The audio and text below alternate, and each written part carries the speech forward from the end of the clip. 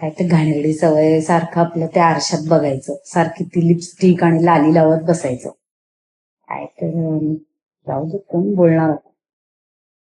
हे असलं काहीतरी करत बसण्यापेक्षा ना छान एखादी नोकरी वगैरे केली असतीस ना, तर दर महिन्याला एक ठराविक रक्कम आली असती घरामध्ये पगार.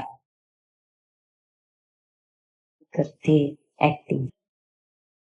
माझ्या सगळ्या मैत्रिणींची पोरं बघ, त्यांची लग्न झाली, चांगले पगार मिळवतायत, पगारवाले पार्टनर पण मिळालेत त्यांना, आणि आता त्यांना पोरं व्हायची वेळ आलीये. इथं काय, जाऊ दे, कोण बोलणार.